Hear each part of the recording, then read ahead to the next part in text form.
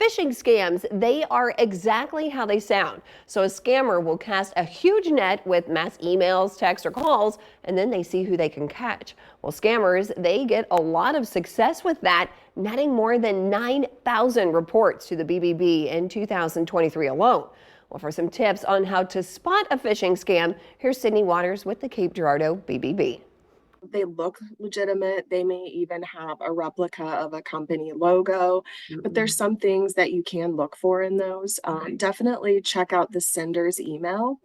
Generally, there'll be some discrepancies in that email. So make sure it matches up anyone you've been in contact with before, or go to that company website and verify. And you can go through bbb.org to make sure you have the correct website as well.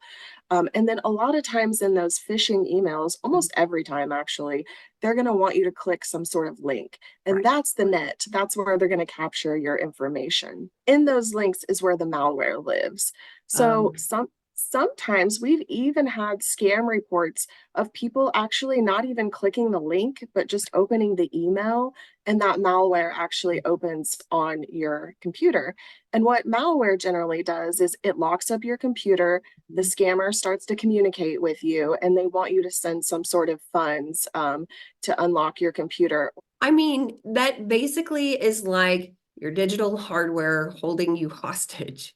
Wow. Absolutely. And that's what it feels like to people. And that's why at BBB, we want you to know there are things that you can do to prevent this from happening. Or if it does happen, there's things you can do to hopefully recover your funds as well. And the main thing is just knowing the red flags. So being preventative is that.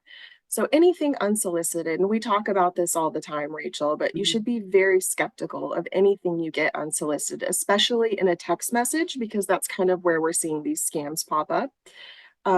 So asking you to confirm financial information, saying there's a problem with your account, those are red flags, and that'll have a link to take you to put some financial information in. So what happens if we bite and we either immediately are infiltrated with this malware because we just opened up an email or we clicked the wrong link?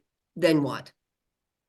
So if unfortunately this does happen to you, the first thing you're going to want to do is change your passwords on every device you have. Okay. The next thing you're going to want to do is, if it's a business, a scammer posing as a business, contact that business and let them know what's going on. Then you're going to definitely report it. And there's several places you can report it. You can report it to us at the BBB, the FTC, and actually, the FBI is doing a lot now. Go to their website, look at what they're doing. They're really cracking down, especially on these international scams as well. Well, thank you, Sydney, for all the information. And of course, for driving businesses and individuals over to bbb.org, because there are so many resources. Thank you so much, Rachel. We really appreciate you getting the information out.